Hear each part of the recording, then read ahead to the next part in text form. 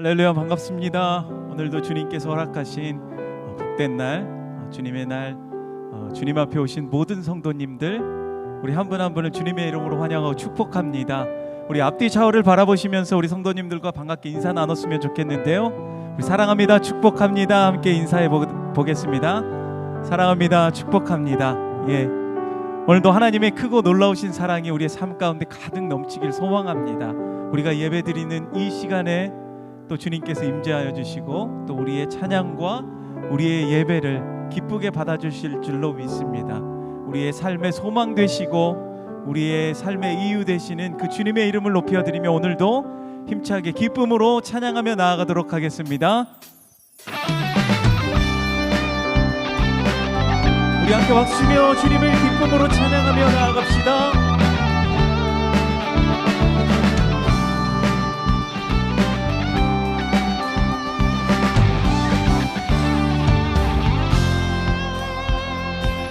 슬픈 마음 있는 사람, 슬픈 마음 있는 사람, 예수 이름 믿으면 영원토록 변함없는 기쁜 마음 얻으리. 다시 한번 슬픈 마음 있는 사람, 예수 이름 믿으면 아멘. 영원토록 변함없는 기쁜 마음 얻으리. 예수의 이름은 세상의 소망이요, 예수의 이름은 천국의 아멘. 주님만이 우리의 소망 되십니다. 존귀하신 주의 이름, 존귀하신 주의 이름, 우리 기쁨 되도다. 주의 품에 안길 때에 기뻐 찬송 부르니. 다시 한번 존귀하신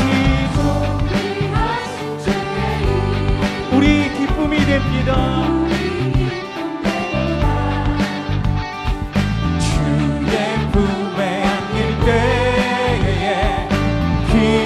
찬송 부르리.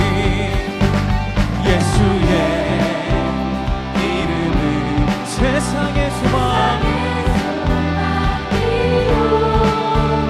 예수의 이름은 천국의 기쁨. 한 번 더. 예수의 이름은 세상의 소망이요, 예수의 이름은 천국의 기쁨일세. 아멘. 우리 아들 변함없이 함께 하시는 그 주님께서 우리의 소망이 되신 줄 믿습니다. 그 소망 되신 주님을 목소리 높여서 함께 찬양합시다. 우리 갈 길 다가온 후에 보좌 앞에 나가 왕의 왕께 경배하며 멸류관을 드리리. 다시 한번 우리 갈 길, 주님의 그 보좌 앞에 왕의 왕께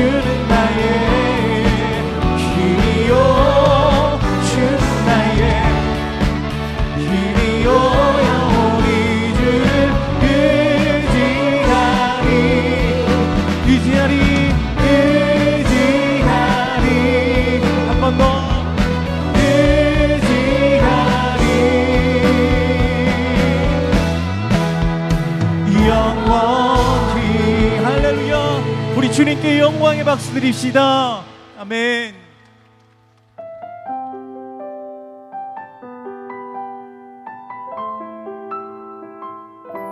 주님께서 우리를 부르셨습니다. 주님의 부르심 앞에 우리가 이런 고백으로 함께 주님 앞에 나아갔으면 좋겠습니다.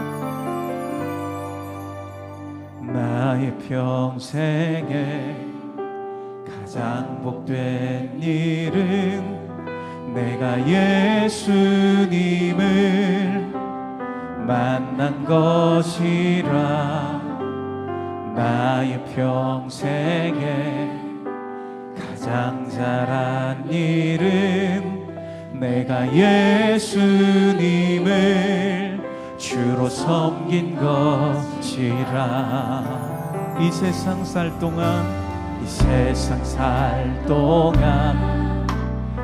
내가 걷는 길이 때론 험하여서 넘어질 때도 손이 나를 붙드시니 나는 예수님만 주로 섬기며 살리. 나는 주를 섬기는 것에 후회가 없습니다. 내가 걸어온 모든 시간 다 주의 은혜니 내가 걸어갈 모든 날도 주만 섬기며 살리. 오직 예수 이름 부르며 살아가리라.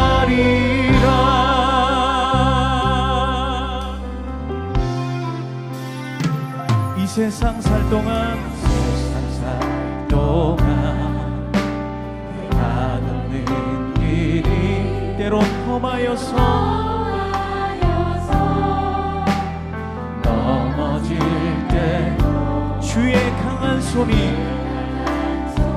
언제나 우리를 붙들어 주십니다.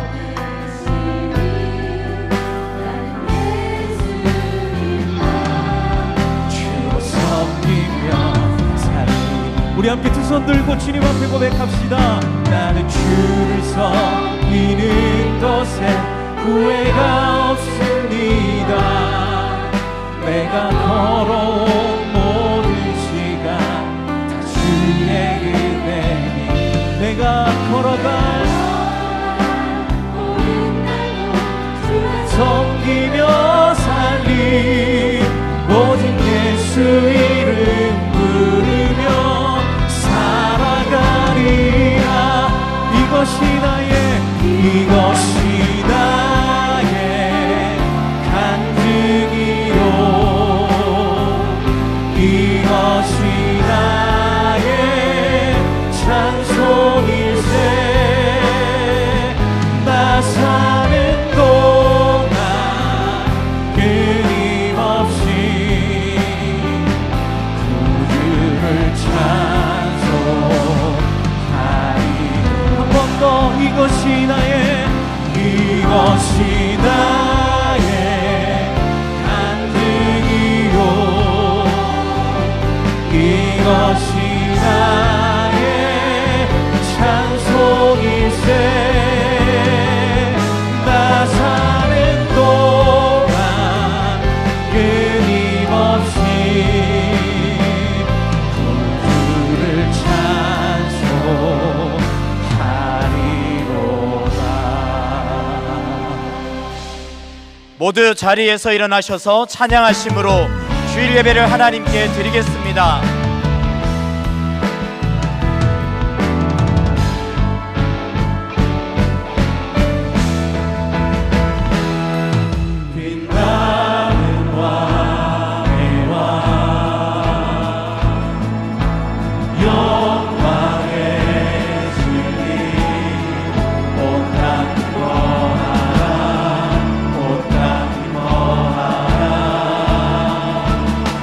삼위의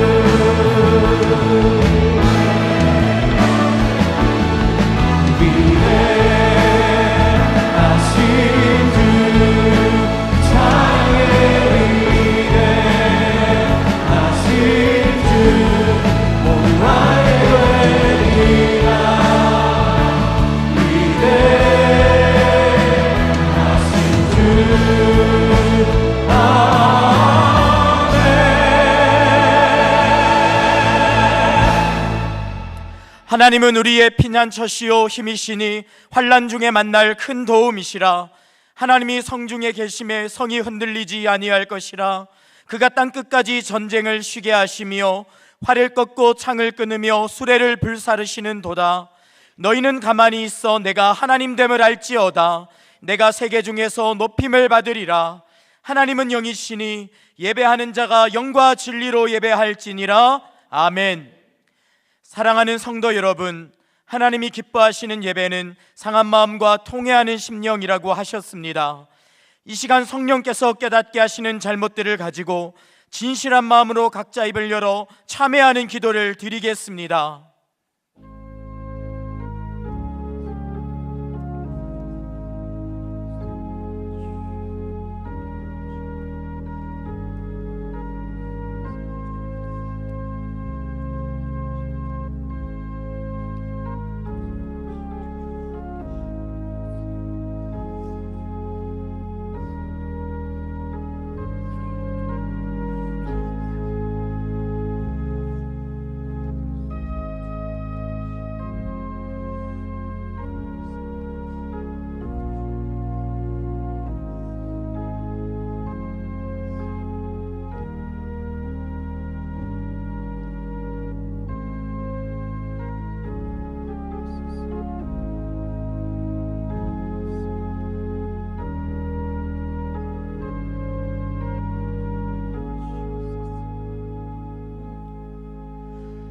만일 우리가 우리 죄를 자백하면 그는 미쁘시고 의로우사 우리 죄를 사하시며 우리를 모든 불의에서 깨끗하게 하실 것이요.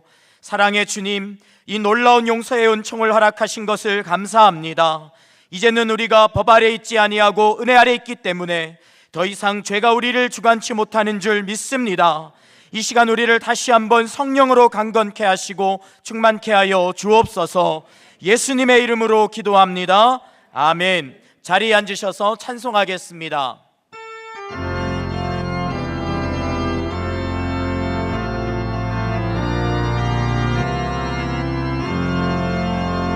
주 없이 살 수 없네 죄인의 구주여 그 귀한 몸의 피로 날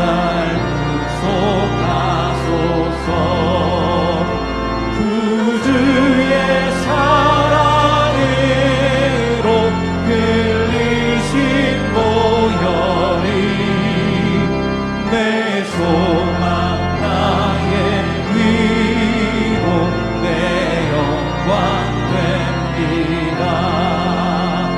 주 없이 살 수 없네 나 혼자 못 서리 힘없고 부족하며 지혜도 없도다.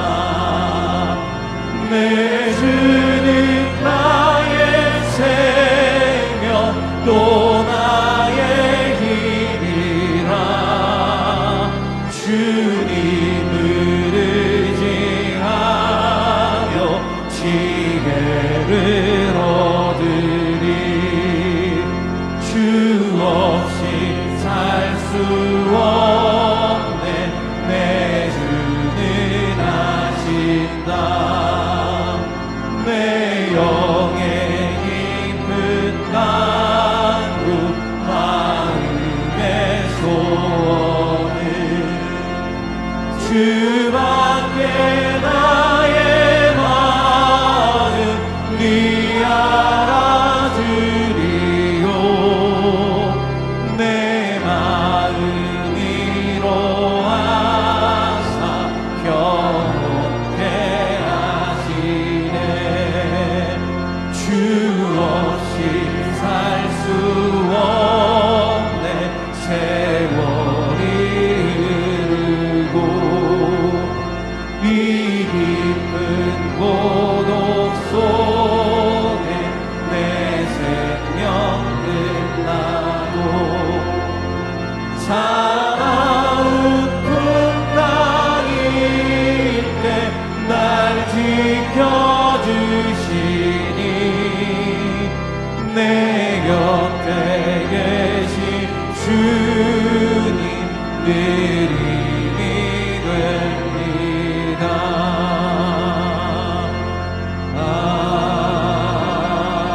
아멘. 좋으신 하나님, 한 해를 시작할 때가 엊그제 같은데 벌써 한 해를 마무리해야 하는 시점에 있습니다. 우리에게 맡겨주신 직분, 사역과 일정들을 돌이켜보니 지금까지 지내온 모든 것이 다 하나님의 간섭하심과 은혜였음을 고백하며 감사를 드립니다.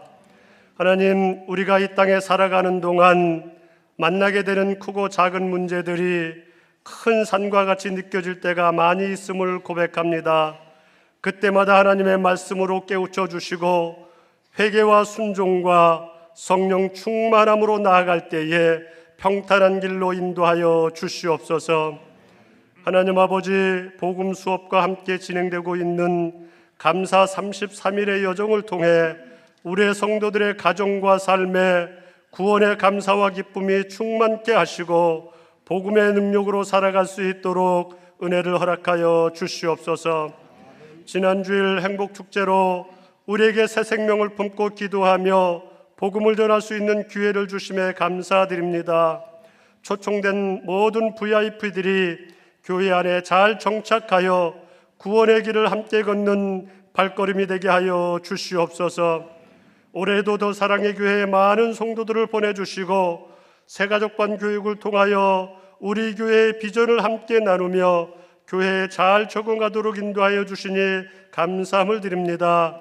다음 주 새가족 만남의 밤 행사에도 큰 기쁨과 은혜가 차고 넘치는 복된 시간이 될 수 있도록 인도하여 주시옵소서.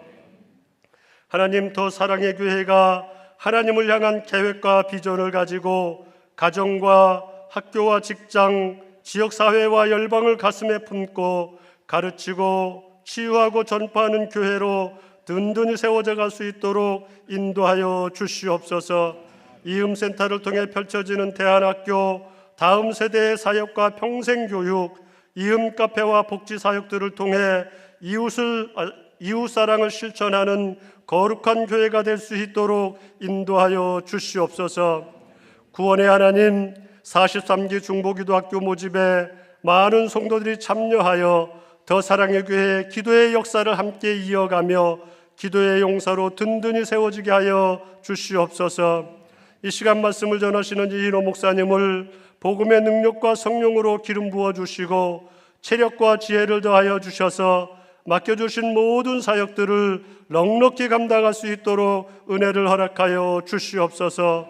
선포되는 말씀을 통해 우리의 신앙과 믿음이 더 성장하게 하시고 말씀의 능력으로 치유와 회복의 결단이 되는 시간이 되게 하여 주시옵소서. 삶의 현장에서 행함으로 하나님께 영광 올려드리는 우리의 모두의 삶이 될 수 있도록 은혜를 허락하여 주시옵소서. 하나님, 우리 성도들의 각 가정을 날마다 지켜주시고 보호하여 주시옵소서. 모든 가정들의 간절한 기도의 제목들이 응답받게 하여 주옵시고 성령의 역사를 경험하도록 은혜를 허락하여 주시옵소서. 특별히 질병의 문제, 경제적인 문제 등 모든 어려움들을 주님의 손길로 회복시켜 주시옵소서. 이 나라 이 민족을 불쌍히 여기사 하나님을 온전히 섬기는 나라가 되게 하여 주옵시고 곳곳에 세우신 교회와 주의 종들과 성도들을 통하여 주님의 은혜가 온 땅에 강같이 흐르도록 은혜를 허락하여 주시옵소서.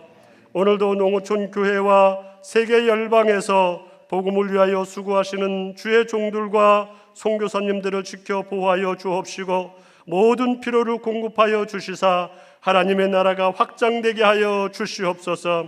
특별히 이동윤 선교사님에게 능력을 더하여 주셔서 알바니아 땅에서 하나님의 사랑으로 복음을 잘 감당할 수 있도록 은혜를 허락하여 주시옵소서.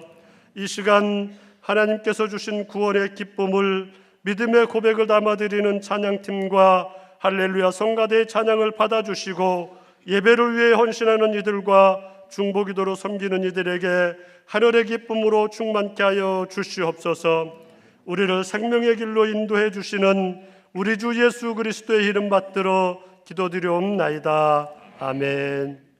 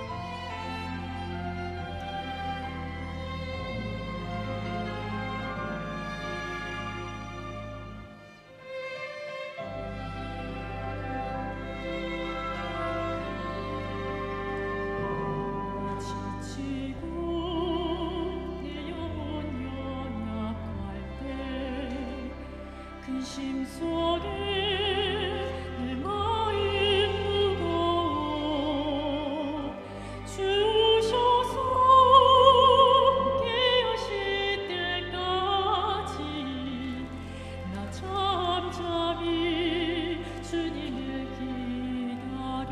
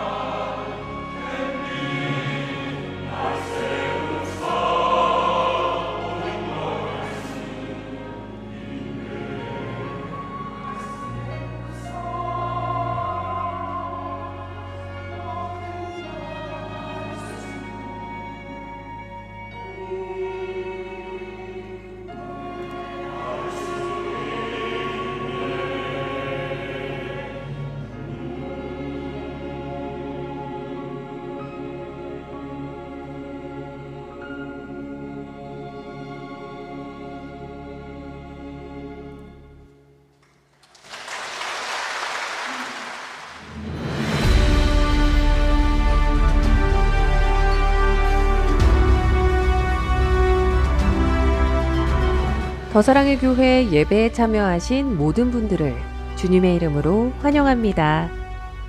새로 오신 분은 예배가 끝난 직후 3층 새가족실에 오셔서 등록해 주시면 감사하겠습니다.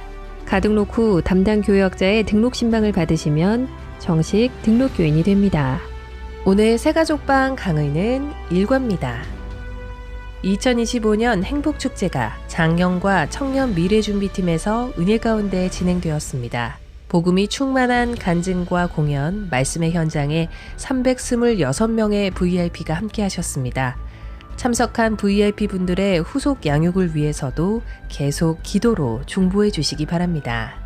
지난 월요일부터 1박 2일 동안 전국에서 모인 31명의 담임 목사님들을 모시고 더 목회자 세미나를 진행했습니다.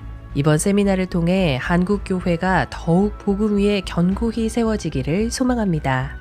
예수님께서 이 땅에 오신 성탄절을 기대하며 교회의 앞마당에 성탄트리를 설치했습니다.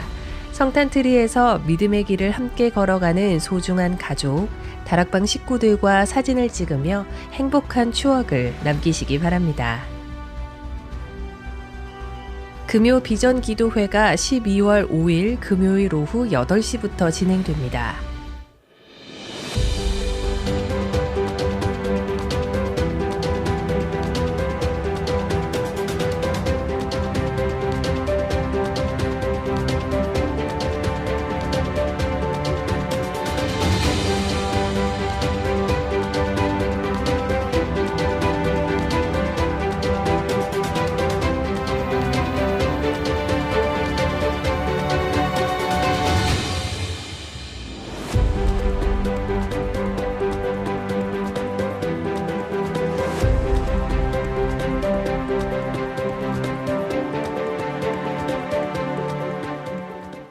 새가족 만남의 밤이 11월 30일 주일 오후 5시 2층 더 블레싱홀에서 있습니다.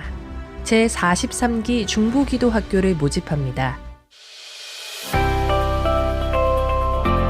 성도님들의 기도 제목을 붙들고 기도하다 보니 이것이 크리스천의 삶이고 이 땅에서 누리는 천국이구나 하는 깨달음을 얻었습니다. 처음 중보기도학교에 신청했던 이유는 사실 제 기도 응답을 더 잘 받고 싶은 마음 때문이었습니다.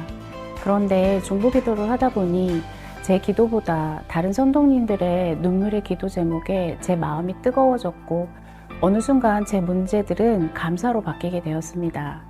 제43기 중보기도학교에 꼭 신청하셔서 나의 기도를 넘어서 하나님이 기뻐하시는 기도에 동참하시는 여러분이 되시기를 바랍니다.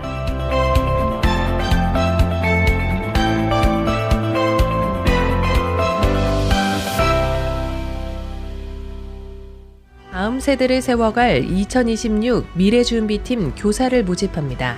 신청 방법은 QR코드를 통해 신청 또는 담당 교역자에게 문의해 주시기 바랍니다. 19년째 늘 같은 마음으로 한 자리를 지키고 있습니다. 16년째 아이들을 위해 기도하고 있습니다. 9년째 아이들의 이야기에 귀 기울이고 있습니다. 7년 동안 성장하는 아이들에게 말씀을 가르치고 있습니다. 5년째 아이들의 친구가 되어주고 있습니다. 3년째 아이들의 첫 믿음의 걸음을 함께하고 있습니다. 2년째 사랑스러운 아이들을 돌보고 있습니다. 1년 동안 가장 힘든 시기를 보내는 친구들을 응원하고 있습니다.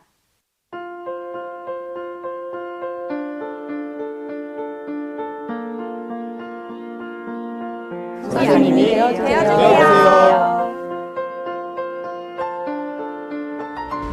최광규, 박경민 성도의 장녀 최은지 자매의 결혼식이 금주 토요일 오후 5시 30분 서울 아펠가모 공덕에서 있습니다. 정구원, 임정숙 집사의 장남 정민주 형제의 결혼식이 금주 토요일 낮 12시 수원 라마다 프라자 호텔에서 있습니다. 이청년부 신혜진 자매의 결혼식이 금주 토요일 오후 6시 서울 웨스턴 베니비스에서 있습니다. 2026년 제자훈련, 사역훈련 모집, 전자기부금 영수증 의무 발급 안내, 교우동정은 주보를 참조해 주시기 바랍니다.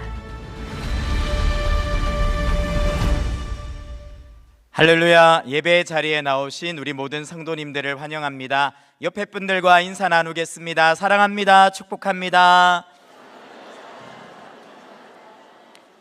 주일 예배에 처음 오신 분들을 기쁨으로 환영합니다. 등록하시거나 안내를 받기 원하시는 분들은 예배 후 3층 새가족 등록실로 오시면 필요한 도움과 안내를 받으실 수 있습니다.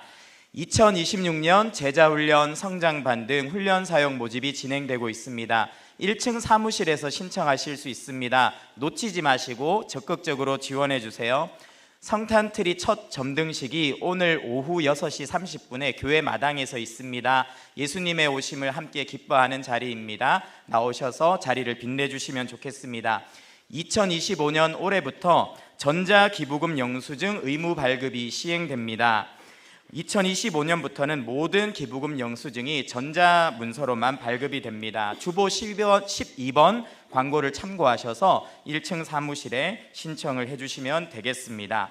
오늘 우리에게 주시는 하나님의 말씀은 구약성경 사사기 7장 1절에서 8절까지의 말씀입니다. 한 절씩 교독하겠습니다.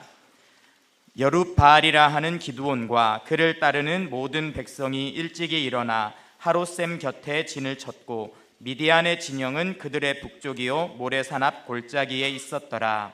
여호와께서 기드온에게 이르시되 너를 따르는 백성이 너무 많은즉 내가 그들의 손에 미디안 사람을 넘겨주지 아니하리니 이는 이스라엘이 나를 거슬러 스스로 자랑하기를 내 손이 나를 구원하였다 할까 함이니라.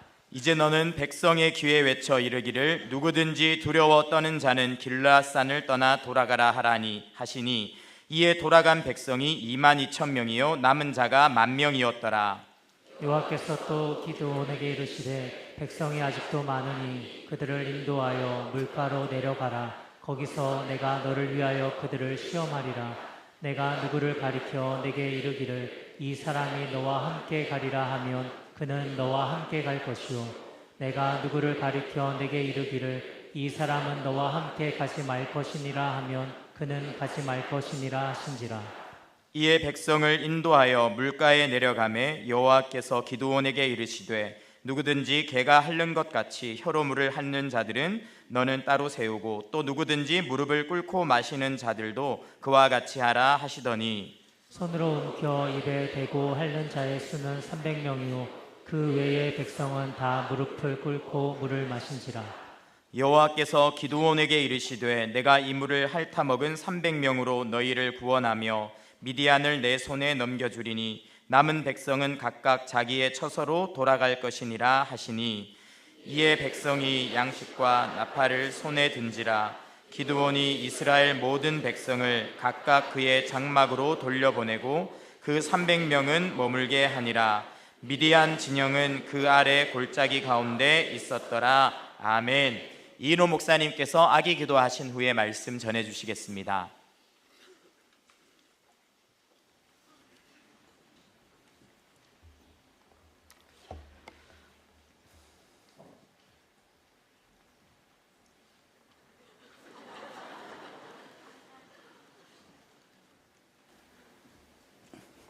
기도하겠습니다. 김연두 아기입니다. 하나님 아버지 믿음의 가정에 김연두 이 아이를 선물로 주심을 감사합니다.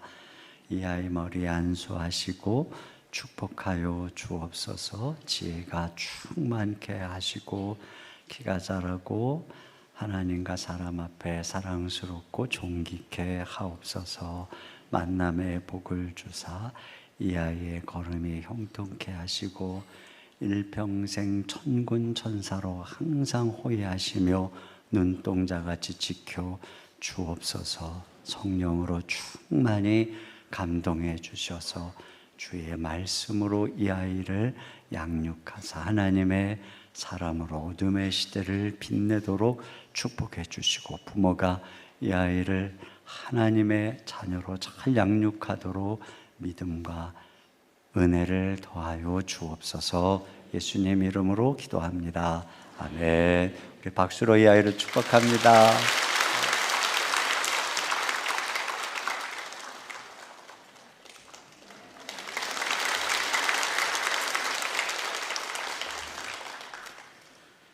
아빠의 저 마음을 제가 압니다. 딸을 이뻐하는 아빠의 마음. 오늘은 제가 거품을 걷어내야 하나님이 일하신다는 제목으로 말씀을 나누겠습니다.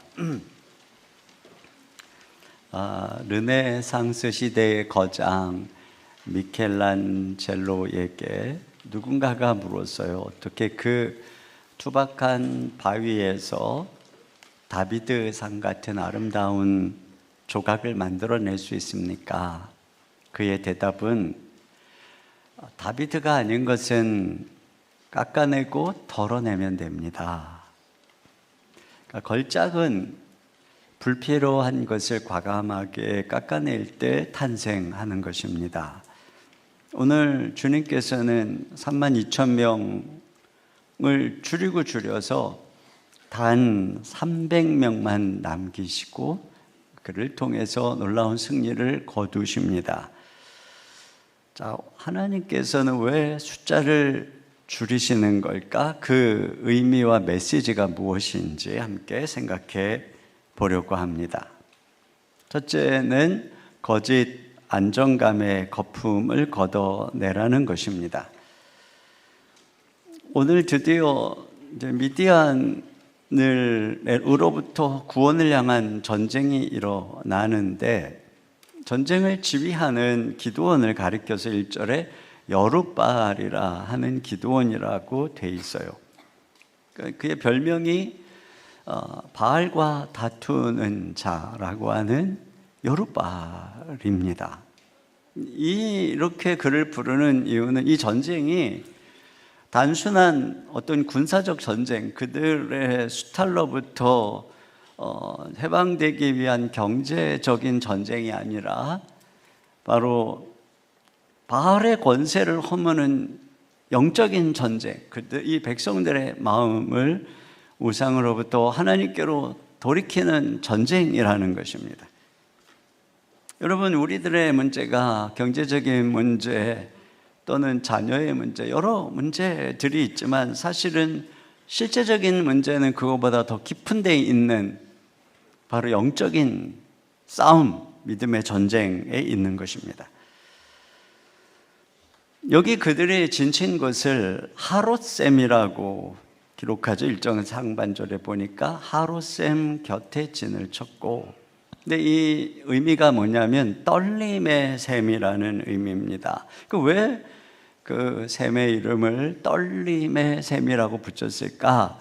3절을 보면은 이유를 알 수 있는데요. 같이 보겠습니다. 시작. 이제 너는 백성의 귀에 외쳐 이르기를 누구든지 두려워 떠는 자는 길르앗 산을 떠나 돌아가라 하라 하시니 이에 돌아간 백성이 22,000명이요 남은 자가 10,000명이었더라. 네, 두려운 사람은 돌아가라 그랬더니 22,000명, 그러니까 70%가 돌아갔습니다. 그러니까 이들이 이와 같이 두려워서 떨었기 때문에 아마도 후에 그 셈의 이름을 하롯셈, 떨림의 셈이라고 한 것 같습니다. 자, 신명기 20장 8절을 같이 보겠습니다. 시작. 책임자들은 또 백성에게 말하여 이르기를 두려워서 마음이 허약한 자가 있느냐 그는 집으로 돌아갈지니 그의 형제들의 마음도 그의 마음과 같이 낙심될까 하노라 하고. 네, 이러한 두려움은 심리적으로 전염이 돼서 다른 사람들까지도 낙심을 시킬 수 있다는 것입니다. 그래서 뒤에 가면은 기드온이 미디안 진영을 정탐하러 갔다가 그 미디안 병사가 꿈꾸는 이야기를 듣게 되죠. 그것을 통해서 저들에게 두려움이 가득하구나. 그래서 300명이 이제 뒤에 가면 가서 항아리를 깨고 소리를 지르고 나팔을 부니까 이 미디안 군사들이 자기들끼리 서로 찌르고 죽이고 자멸하게 됩니다. 이걸 보면 이와 같이 두려워하는 군대는 이 전투력이 제로를 떠나서 마이너스인 것입니다. 그러니까 32,000이라고 하는 숫자가 실제적인 전투력이 아니고 오히려 자기들의 두려움을 가리고 있는 거짓된 안정감의 껍데기, 거품에 불과하다는 것이죠. 그러니까 주님이 지금 이 숫자를 줄이는 것은 단순한 어떤 부대의 축소가 아니라 거짓 안정감의 거품을 제거하는 것입니다. 왜냐하면 그것이 믿음을 착각하게 하기 때문에 사람은 숫자가 크면 믿음도 크다고 생각을 합니다. 그런데 우리가 실제가 아닌 것을 이렇게 거품을 실제처럼 착각하면 백전백패하는 것이죠. 2008년에 미국의 리먼 브라더스 파산 사태가 있었는데요. 그때 미국 사람들은 집값은 절대 떨어지지 않는다는 환상을 믿었고 은행에서는 상환 능력이 없는 사람들에게 무리하게 대출을 해주었습니다. 그런데 집값이 하락하기 시작하자 집값이 대출금보다도 낮아지고 사람들은 갚을 능력이 없어지고 은행은 손실을 감당하지 못하게 되고 그러다 보니 세계 4대 투자은행 리먼 브라더스가 파산하고 그 결과 금융시장이 붕괴되고 수많은 가정이 파탄이 나는 엄청난 충격이 임했습니다. 그러니까 실체가 아닌 거품으로 인한 거짓된 안정감은 이처럼 우리를 무서운 파멸로 이끄는 것입니다. 그런 면에서 이 32,000명은 실제가 겉으로 보는 것처럼 그렇게 강한 부대가 아닌 거짓된 거품인 것이죠. 이것이 어떻게 그들을 파멸로 이끌어갈까요? 주님께서는 먼저 여기 보면 주님이 그들을 도와서 승리한다면 이 32,000명의 이들은 자기 힘으로 구원받았다고 스스로 자랑할 거다 이렇게 말씀을 하십니다. 여기 2절 하반절에 그렇게 되어 있어요. 내 손이 나를 구원했다. 근데 여러분 지금 이들은 32,000명이고 저들은 13만 5천 명입니다. 그러니까 32,000명으로 13만 5천 명을 이기는 것 자체가 불가능하고 이걸 이기면 기적이죠. 그러니까 하나님이 도우시지 않으면 안 되는 거예요. 그런데도 불구하고 자기들이 얼마나 오합지졸이고 겁쟁이인 줄을 모르기 때문에 주님의 도움으로 승리를 하고서도 자기가 잘나서 승리했다고 착각할 거라는 거예요. 이것이 바로 거짓된 안정감이 주는 착각인 것입니다. 그래서 문제는 뭐냐? 주님이 그들과 함께 하지 않겠다는 것입니다. 2절 중반절에 내가 그들의 손에 미디안 사람을 넘겨주지 아니하리니. 여러분 주님이 같이 함께 해주시지 않으면 13만 5천 명 앞에서 처절하게 패배하는 것은 불보듯 뻔한 것이지요. 결과적으로 이러한 허상이 그들로 하여금 파멸해 이 거짓된 안정감의 거품이 그들로 하여금 이렇게 파멸해 이르게 하는 것입니다. 그래서 오늘 주님이 하시는 일이 바로 이 그들의 두려움을 폭로하고 거짓된 안정감을 제거해 버리시는 거예요. 22,000명이 숫자를 줄여 버리시는 것입니다. 그래서 그들의 실체를 보게 하는 것이죠. 두려움 앞에 서게 하는 것입니다. 여러분 우리가 우리 안에 있는 거짓된 안정감의 거품을 이렇게 정말 똑바로 봐야 되는 것이에요.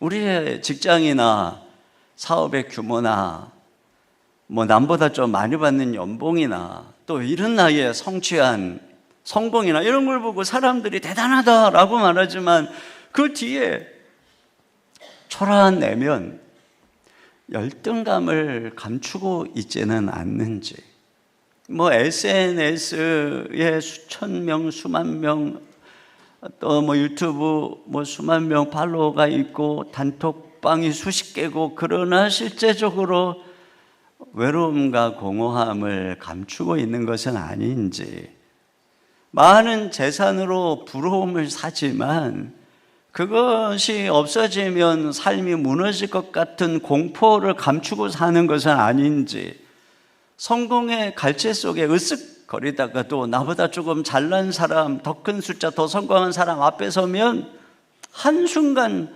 초라해지는 것은 아닌지. 여러분, 이 거짓 안정감의 거품을 제거하고 우리 자신을 똑바로 봐야 된다는 것입니다. 진실은 내 두려움 아래에 있다, 이런 이야기가 있습니다. 우리가 두려움을 직시하고 마주할 때 나에 대한 진실을 알 수 있다는 거예요. 사람들은 두려움을 인정하면 내가 무너질 것 같다. 그래서 이게 두려움을 직시하기를 외면합니다. 그러나 여러분, 우리가 이게 두려움 앞에 마주할 때, 그리고 우리가 그 약함을 고백할 때, 비로소 주님이 우리의 삶에 들어오셔서 우리와 함께 하는 것이지, 허세, 허영의 거품 속에 있으면, 오늘 그러시잖아요. 내가 너희와 함께 하지 않을 거다. 내가 너희에게 넘겨주지 않을 것이다. 있는 모습 그대로, 두렵고 연약한 모습 그대로 하나님 앞에 나아갈 때 주님이 우리를 만나 주시는 것이고, 이 두려움이 가득한 세상에서 이 거짓된 안정감이 우리를 승리로 이끌어주는 것이 아닙니다. 그분이 우리의 손을 붙잡아 줄 때, 여러분, 우리가 이 거친 세상을 살아갈 수 있는 것이죠. 하나님께서 우리에게 주시는 평강은 아무 문제가 없는 그런 세상이 아니라 문제도 있고 두려움도 있지만 주님이 우리의 손을 붙잡아서 두려움의 평강위를 걸어가게 하는 것입니다. 파커 파머가 집으로 가는 길이라고 하는 책에서 우리가 이 비극의 틈 사이에 설 줄 알아야 된다, 이런 얘기를 했어요. 예를 들어서 사춘기 자녀를 키우는 가정은 종종 이 비극의 틈 사이에 서 있는 거라고 얘기를 합니다. 이게 무슨 얘기냐? 이 사춘기 아이를 부모가 자기의 이상으로 밀어붙여도 비극이 일어나고, 말 안 듣는 그 아이에게 네 맘대로 살아 하고 내버려둬도 비극이 일어나고, 그럼 부모가 가야 될 일은 뭐냐? 이 비극의 틈 사이에 설 줄 알아야 된다는 거예요. 두려움의 무리에 서서 그 두려움 위를 걸어가면서, 그러면서 자녀를 알아가고 이해하고 기다려주고 나 자신을 돌아보고, 이렇게 걷다 보면 하나님께서 일하신다는 것입니다. 우리는 당장의 모든 갈등, 긴장이 해소된 평안한 상태를 원하는데요, 여러분, 그런 상태가 뭐 어쩌다 잠깐 주어질 수는 있겠죠. 그러나 우리가 사는 세상에서는 쉼없이 내가 뜻하지 않는 문제도 생기고 갈등도 생기고 나를 오해하는 사람도 생기고 사람들이 내 생각처럼 움직이지도 않고 이런 일이 생기는 거예요. 그렇기 때문에 문제는 뭐냐? 그걸 자꾸 섣불르게 해결하려고 그러고 또 내 수단과 때때로는 폭력적 방법으로 사람들에게 상처 주고 이러는 것이 아니라 비극의 틈 사이, 갈등의 틈 사이에 서는 것, 이건 다시 말하면 두려움의 물 위를 걷는 것이에요. 여러분, 우리 예수님이 가신 길을 가만히 생각해 보면 비극의 틈 사이에 서신 길이었어요. 여러분, 예수님 그 십자가의 길만 생각하면 가슴이 답답하다고 하셨어요. 주님이 겟세마네도 내가 심히 고민해서 죽게 됐다고 하셨어요. 우리 주님께서는 그걸 벗어 던지신 것이 아니라 그 모든 약함을 매일 주님 앞에, 하나님 앞에 가지고 나가서 아뢰셨고, 그때마다 하나님께서 예수님의 손을 꽉 붙잡아 주셨기 때문에 주님은 두려움의 무리를 걸어 가신 거예요. 그래서 제자들이 배신하고 도망하는 상황에서도, 사람들이, 패역한 자들이 예수님을 십자가에 못 박는 그 순간에도 주님은 두려움과 분노와 자신의 힘으로 행한 것이 아니라 그 비극의 틈 사이에 서셔서 두려움의 무리를 걸으며 하나님의 뜻을 따라서 걸어간 것입니다. 이게 십자가의 길이고, 그리할 때에 주님께서, 하나님께서 그분을 통해 일하신 거예요. 여러분, 어떤 모습으로든 우리의 삶에 다가온 두려움의 상황을 회피하지 마시고 마주해야 됩니다. 왜? 그것이 주님이 허락한 것이기 때문에. 그리고 주님을 바라보고 그 두려움의 무리를 걸어 가십시오. 그러면 어느 순간에 주님이 이 13만 5천이라고 하는 큰 산이 평지가 되도록 하나님의 놀라운 손길이 함께하는 그날이 오게 될 줄로 믿습니다. 두 번째는 방심의 거품을 걷어내라는 것입니다. 자, 2만 2천 명이 돌아가고 10,000명이 남았는데, 또 하나님은 4절 상반절에 뭐라 그러냐? 아직도 백성이 많다는 거예요. 그래서 이제 이들을 물가로 데리고 가서 물을 먹는 시험으로 숫자를 또 줄이시죠. 6절을 같이 보겠습니다. 시작. 손으로 겨 입에 대고 핥는 자의 수는 300명이요 그 외의 백성은 다 무릎을 꿇고 물을 마신지라. 손으로 물을 껴서 이렇게 혀로 핥듯이 먹는 300명만 남겨두고 무릎을 꿇고 물을 마신 9,700명을 돌려보내신 것입니다. 아마도 물가에 10,000명이 한꺼번에 물을 먹을 수 있는 상황이 아니기 때문에 100명이든 200명이든 조를 짜서 물가로 내려와라. 그리고 이제 테스트를 했겠죠. 근데 대부분 사람들이 무릎을 꿇고 얼굴을 물에 거의 처박듯이 벌컥벌컥 물을 마셨는데, 보니까 33명 중에 1명꼴로 손에 물을 떠서 핥아 먹는 사람들이 있었고, 하나님이 그 사람들만 따로 세워보니 300명이고 그들만 남겨두신 것입니다. 많은 학자들은 이 둘의 물 먹는 어떤 차이에 큰 의미가 없다, 하나님은 그냥 작은 쪽을 남겨두신 것뿐이다, 이렇게 해석을 하는 분들이 아주 많더라고요. 그러나 그렇게 볼 수도 있죠. 하지만 성경이 그 의미가 불필요한데 이렇게 자세히 묘사하는 일도 거의 드뭅니다. 자, 여기서 우리는 그 차이를 찾아볼 수 있어요. 첫째는 시선의 차이인데요. 자, 이 손으로 물을 떠서 먹는 사람은 시선이 여전히 이렇게 먹으면서 경계 태도를 잃지 않고 있어요. 또 한 손으로만 혹이 물을 떠서 먹는다면 다른 한 손에는 무기를 잡고 있는 것입니다. 그러나 엎드려서 고개를 쳐박고 물을 먹으면 이 시선이 경계의 시선을 잃어버리게 될 뿐 아니라 무기도 땅에 놓는 것이죠. 그러니까 지금 아마도 후방 아직 전쟁터에서 떨어져 있는 것이고 1만 명이 있으니까 여기가 안전지대야 하고 방심을 하고 있는 것 같습니다. 또 한 가지는 욕구의 절제력 차이인데요. 손으로 물을 떠서 마시는 사람들에게서 엎드려서 막 벌컥벌컥 먹는 사람보다 갈증의 욕구를 절제하는 태도가 더 분명한 것을 보게 됩니다.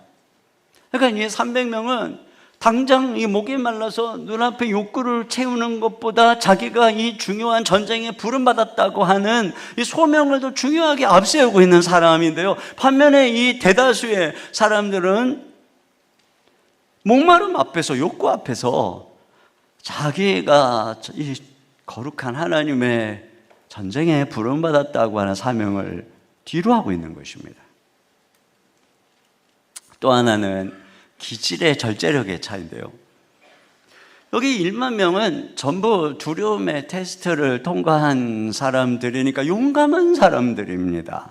근데 여러분, 드라마 같은 데서 이 사납고 용맹한 군대, 이 군사들을 보면은 뭐 이렇게 막 회식을 할 때도 뭐 엄청 남자답게 막 개걸스럽게 먹고, 술도 그냥 이 병째 갖고 막 먹으면 막 이런 데 막 흐르고, 네?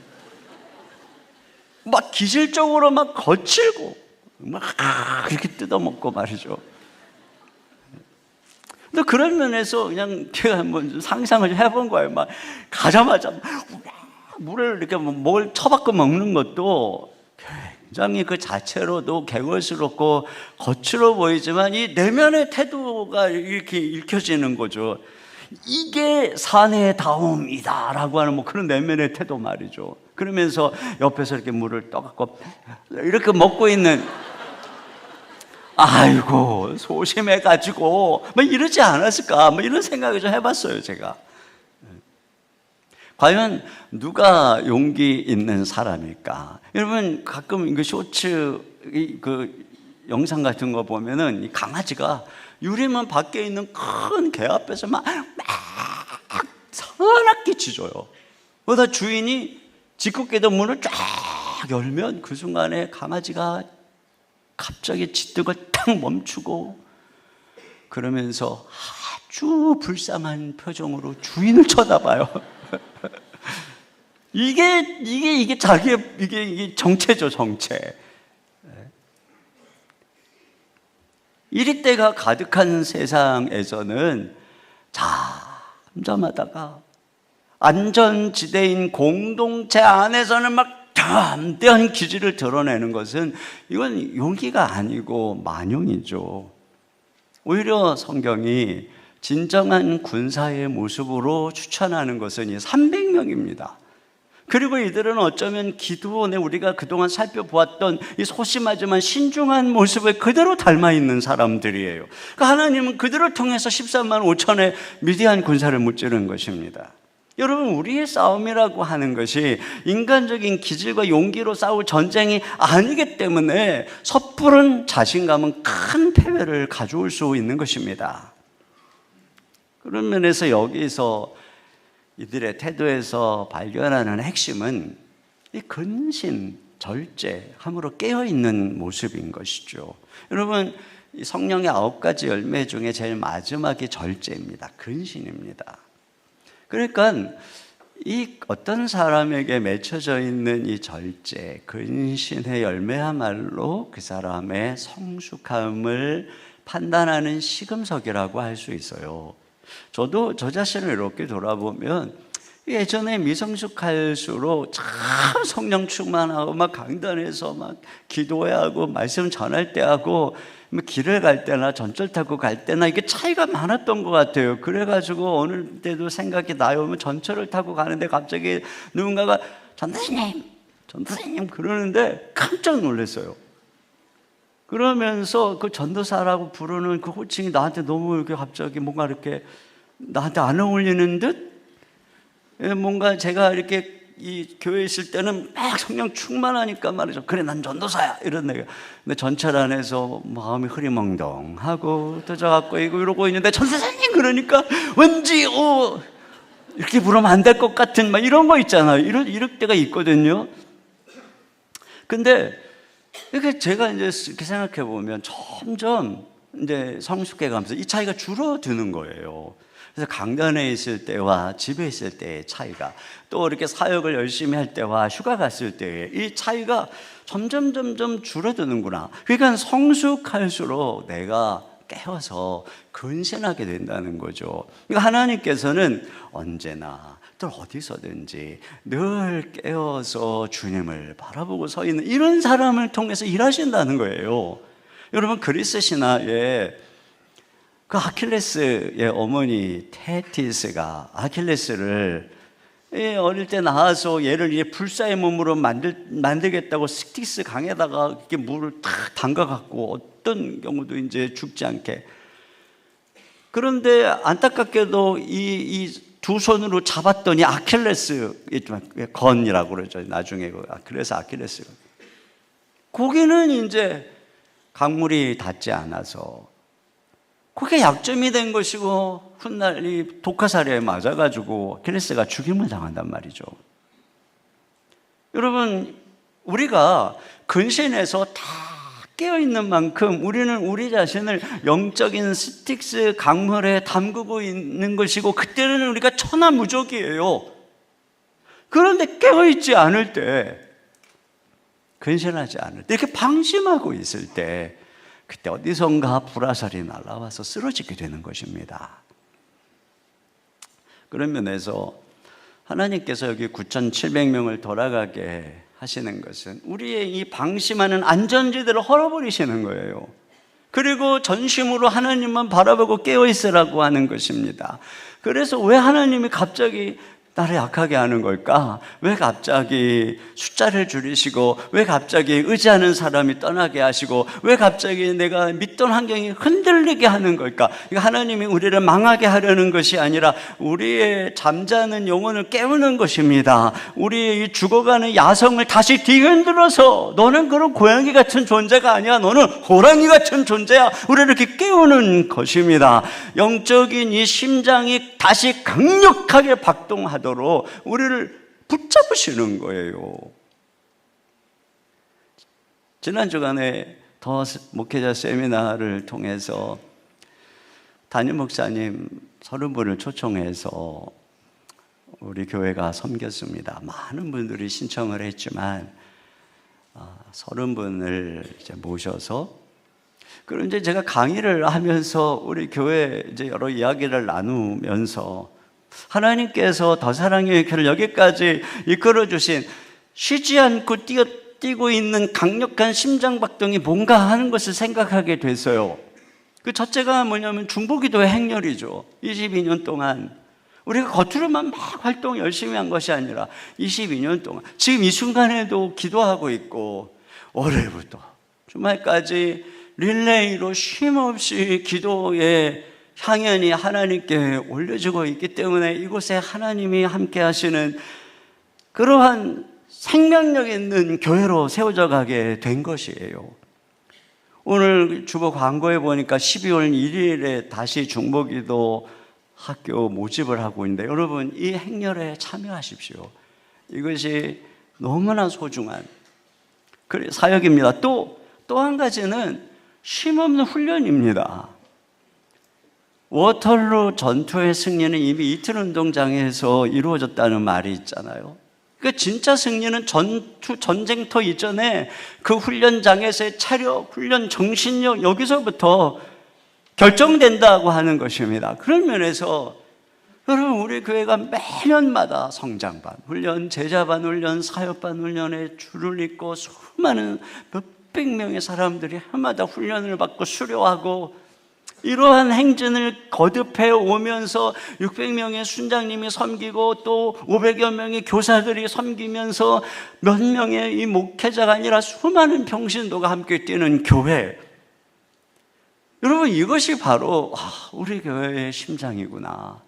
그런 면에서 지금 또 보니까 여기 제자반, 사역반 모집한다고 광고에 나왔는데, 이런 거 나왔을 때 여러분 성장반 졸업하신 분들 이런 거 망설이는 거 아니에요. 그건 주님의 뜻이 아닙니다. 주님이 부르면 아멘 하고 다 가서 신청을 해야 될 줄로 믿습니다. 신청한다고 다 되는 것도 아니에요. 기회가 있을 때 하세요.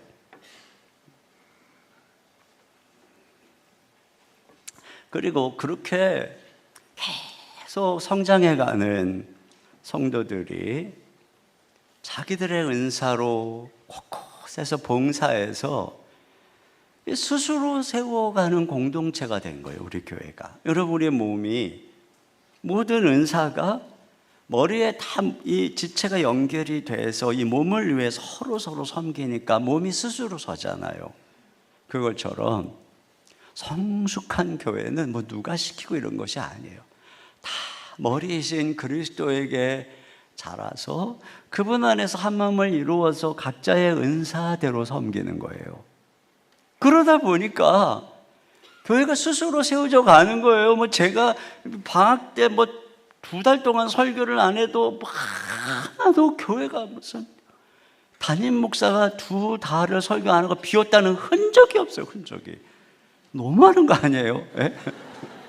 이게 뭐냐면 스스로 세우고 가고 있는 거예요. 여기는 목사에 의해서 세워지고 있는 것이 아니라 그만큼 우리 교회에 많은 분들이 보면 교회가 생동감이 있다. 우리 성도님들 눈빛이 보면 반짝반짝반짝한다.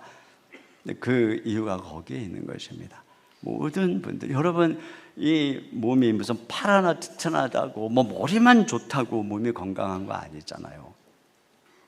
마찬가지입니다. 우리 교회의 충만한 은혜는 여기는 목사가 얼마나 막 은혜 받아갖고 충만한 은혜의 통로가 되느냐, 이것도 중요하죠. 그런데 그거보다도 몸의 모든 지체가 자기 역할을 향해서 이 몸을 섬길 때 막 에너지가 충만해지는 것처럼 모든 성도들이 자기의 은사를 통해 주님의 은혜의 통로가 되어 곳곳에서 주의 몸 된 교회를 섬길 때 몸이 충만해지는 것이에요. 이게 진짜 충만한 교회의 특징이거든요. 그런 면에서 여러분, 이거 사실 제가 의도적으로 이렇게 설교를 이렇게 생각한 건 아닌데 다 그렇게 적용이 잘 되네요, 오늘.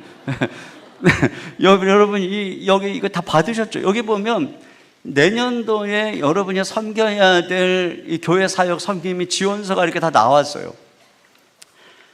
정말 모든 부서에서 간절히 여러분을 찾고 있습니다. 그래서 우리가 우리의 은사를 따라서 조금만 시간을 내면 얼마나 우리 교회는 생명력이 왕성한 교회가 될 수 있을까? 특별히 우리 주일학교에서는 뭐 아이들은 막 부흥하고 있는데 선생님이 모자라가지고 애타게 선생님을 찾고 있어요. 그러니까 여러분 꼭 지원해 주시고, 사실 교사뿐 아니고 모든 부서에 점점 우리가 또 해야 될 일도 많고 섬겨야 될 일도 많으니 여러분께서 함께 해 주셨으면 좋겠어요.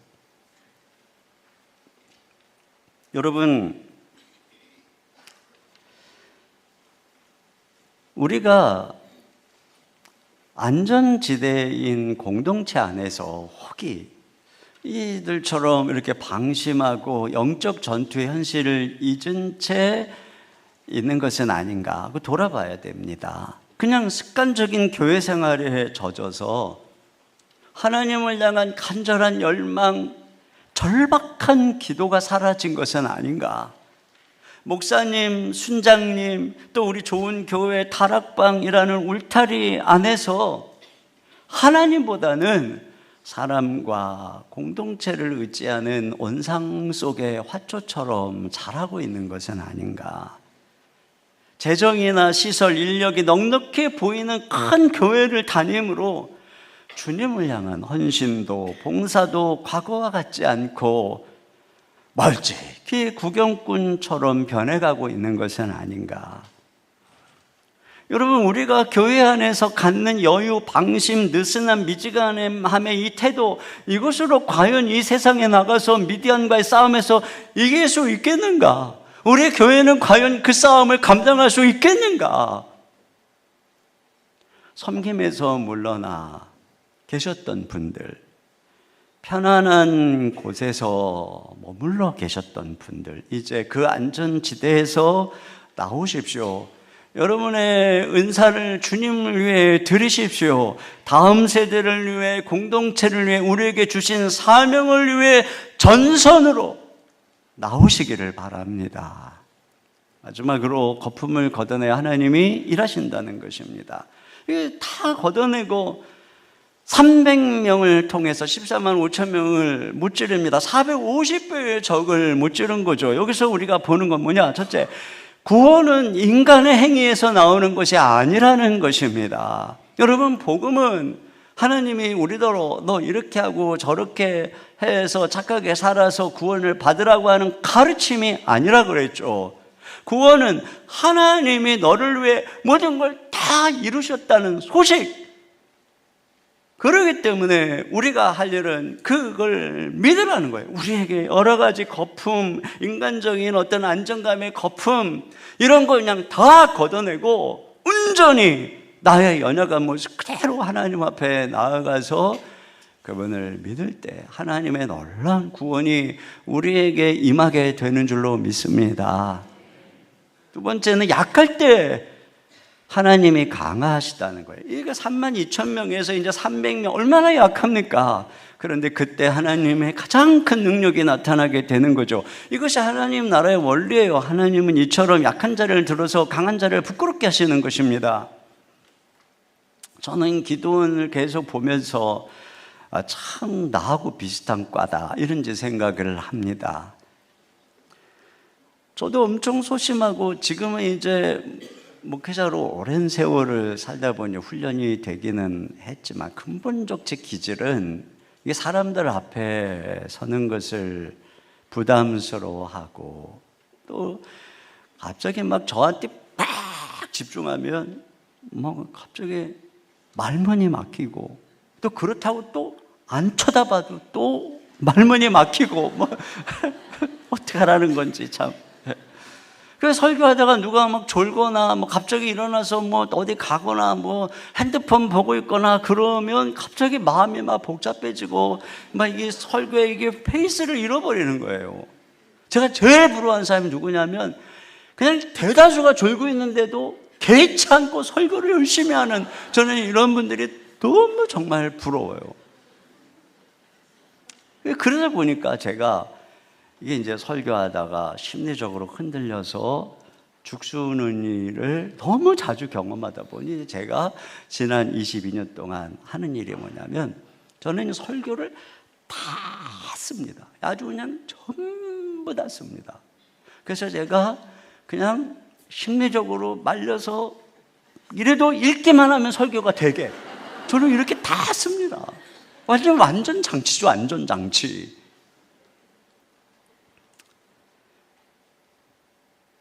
그러니까 일주일 동안 설교 말씀 묵상하고 금요일 저녁부터 토요일 하루 종일 했습니다. 밤까지. 어제 같은 경우에 또 지난주 더 세미나에 또 우리 목양 장로님들하고 금토일 1박 2일로 MT를 갔다 오다 보니까 막 어제는 진짜 밤 늦게까지 쓰고 이거 문장이 안 매끄러워 다시 또 쓰고, 그리고 몇 시간 자고 또 새벽에 일어나고 또 다시 또 맑은 정신이니까 또 다르거든요. 또 쓰고, 그리고 일부 설교를 하고 다시 방에 쫙 들어가서 또 다시 고치고, 그리고 2부 설교를 하고 이 정도면 됐다? 아니에요. 다시 또 읽어보고 또 마음을 준비하고 그러고 올라온 거예요. 3부 설교 끝내자 4부 있잖아요. 그러면 벌써 이렇게 많이 했음에도 불구하고 또 3부 설교 끝나면 또 다시 그리고 기도하고 또 들어가고. 저는 정말 가끔씩 우리 강사님들 이제 이렇게 오시면 저기서 이제 대화하다가 이제 시간이 되면 이제 이렇게 모셔야 되는데, 저는 어디 가면 이게 설교하러 올라가기 전에 시간이 필요하거든요. 그래서 제가 강사님에게도 그분들도 그런 줄 알고 좀 이렇게 그러면 계속 말을 시키는 거예요. 계속 말을 하다가 모르겠다 뭐 그리고 이제 막 하다가 올라오잖아요. 그리고 쫙쫙쫙쫙 걸어갖고 원고도 안 봐요. 거의 제가 볼 때 요만한 데가 하나 적어가지고 이렇게 놓고 그냥 1시간을 청산유수로 설교를 하는데 막 은혜가 넘치는 거예요. 와, 진짜 저분은 타고났다. 전 못해요.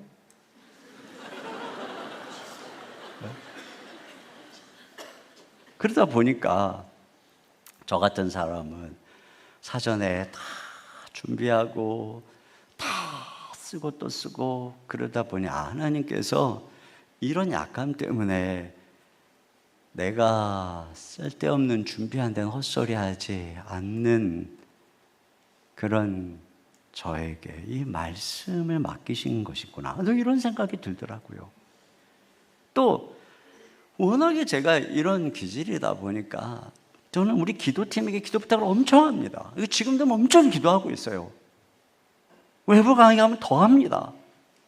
그러니까 우리 기도팀에서는 우리 목사님 기도하지 않으면 안 돼. 그래갖고 엄청 기도를 많이 해줘요. 제가 지난 22년을 이렇게 살았더니 여러분 이 시간에도 기도해 주시고 그러니까 은혜가 항상 있는 거예요. 그러니까 제가 약하고 두려워하고 떨었기 때문에 하나님께서 이와 같이 좋은 동역자들을 붙여서 일하시는 거예요. 그러니까 하나님께서 강한 사람을 쓰는 것이 아니라 약하기 때문에 주를 더 의지하는 그런 사람을 통해 하나님이 지금도 일하시는 거예요.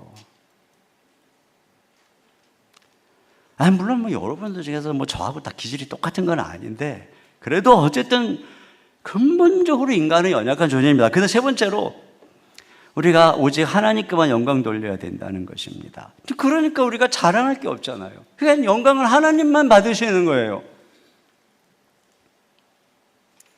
오늘 이렇게 숫자를 줄이신 이유도 이 구원이 결국은 하나님이 하셨다는 것을, 그래서 하나님께만 영광 올려드리게 하달라고 이렇게 숫자를 줄인 것입니다.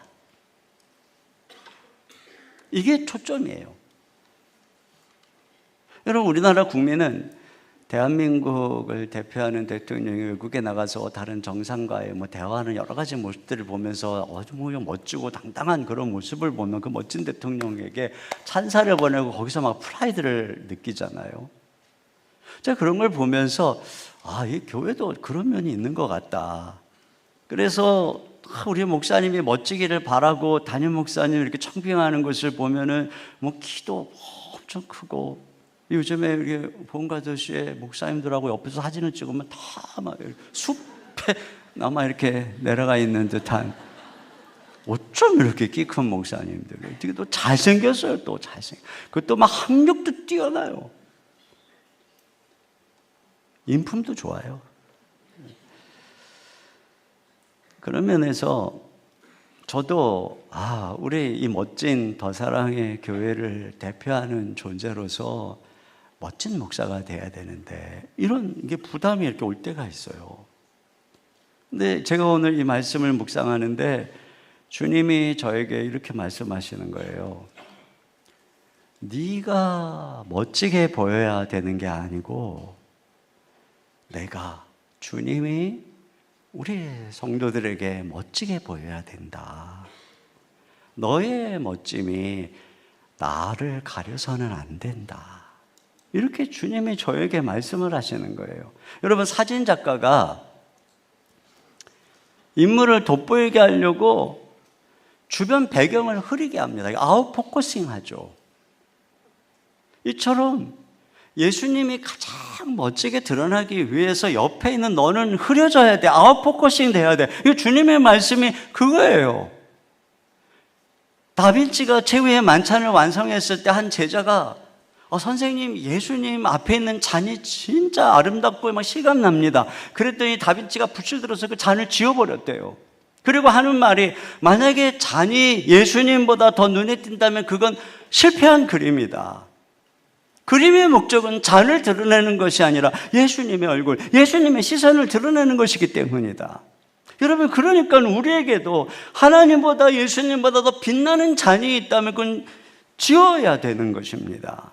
제가 이걸 깨닫고 너무 마음이 편안해져서 맞아, 내가 멋지게 보이려고 포장 안 해도 돼. 아니, 오히려 그러면 안 돼. 어깨에 힘줄 필요도 없구나. 종종 실수하고 촌스럽고 약해 보이면 오히려 이거 잘 된 거구나. 왜요? 그럴수록 주님의 영광이 나타나고 나의 약감 속에 하나님이 강하시구나, 이런 생각이 들더라고요. 여러분, 예수님은 이 세상에 강함으로 오시지 않으셨어요. 세상이 감탄할 조건도 없었고 압도적인 힘도 군대도 권위도 가지고 오시지 않으셨어요. 아기로 무력한 말구유에 태어나서 가난한 동네에서 청년으로, 갈릴리 청년으로 자라시고 십자가라고 하는 가장 약한 자리에서 죽으셨어요. 예수님이 보여주신 힘은 세상의 강함을 압도하는 방식이 아니라 철저히 낮아지고 비워짐 속에 나타났는데, 그 약함이 세상의 죄와 사망을 무너뜨렸습니다. 그 약함이 인류의 구원의 승리가 됐고, 그 약함을 통해 하나님의 영광을 받으셨습니다. 그러니까 그 예수님을 따라가는 우리들은 자꾸 자기가 멋있어지려고 하면 안 되는구나. 오히려 바울처럼 나의 약함을 자랑해야 돼. 나의 강함이 아니라 나의 약함을 자랑해야 돼. 왜냐하면 그 약함 속에서 주님의 능력이 온전해지기 때문에 말입니다. 그러니까 여러분, 우리는 그리스도 안에서 더 강한 척할 필요가 없습니다. 멋져 보이려고 발버둥 칠 필요도 없습니다. 숫자나 조건이나 업적을 붙잡고 그 거짓된 것을 거품으로 나를 증명하려고 애쓸 필요가 없습니다. 오히려 그 모든 거품을 다 걷어내고 내 있는 모습 그대로, 내 약한 모습 그대로 주님만 바라보는 것. 그 사람이 가장 강한 사람입니다. 그 사람을 통해 하나님이 가장 멋진 승리를 이뤄내는 것입니다. 저와 여러분이 약함을 통해 주님의 영광을 드러낼 수 있기를 주님의 이름으로 축원합니다. 우리 시간에 자리에서 일어나서 약할 때 강함 대신에 우리 찬양 함께 드리도록 하겠습니다.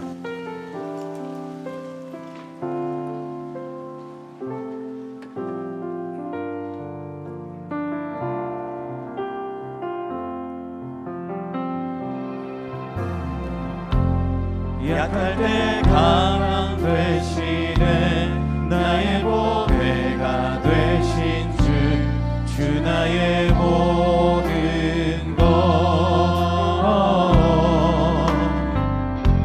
주 안에 있는 보물을 나는 포기할 수 없네 주 나의 모든 것 예수 어린 양 예수 어린 양 존귀한 이름 예수 어린 양 존귀한 이름 십자가 죄 사하셨네 십자가 죄 사하셨네 주님의 이름 찬양해 주 나의 모든 것 쓰러진 나를 세우고 나의 빈잔을 채우네 주 나의 모든 두 손 들고 찬양하겠습니다. 예수 어린 양 예수 어린 양 존귀한 이름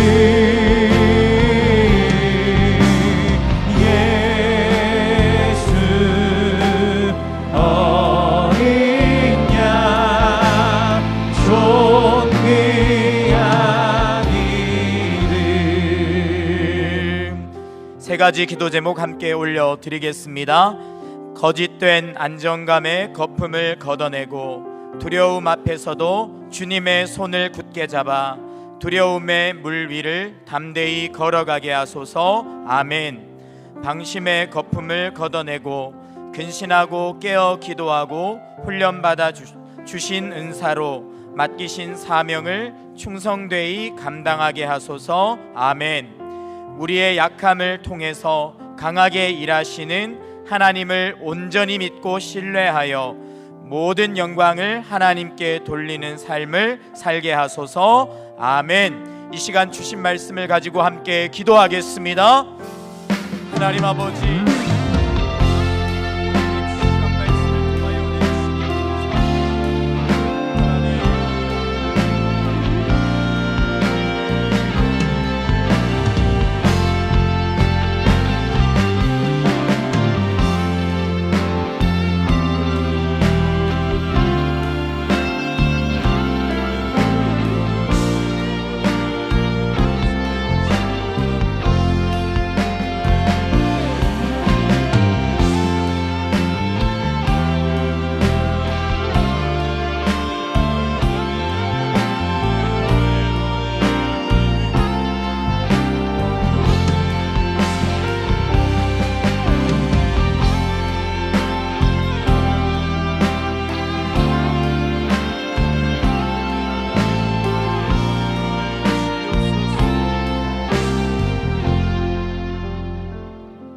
강하고 능하신 하나님 아버지, 늘 우리를 강하신 두 팔로 붙잡아 주시니 감사드립니다.